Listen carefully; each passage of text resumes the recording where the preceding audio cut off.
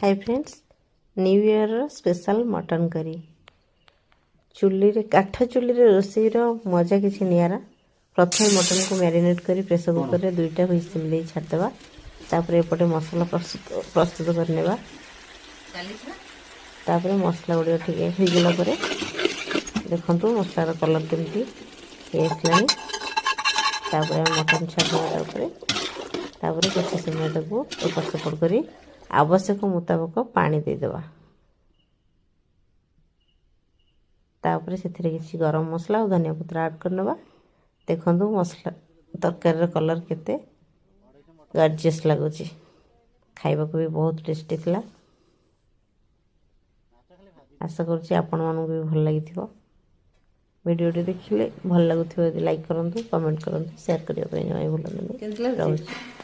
जय जगन्नाथ। एड़ा ना रेडी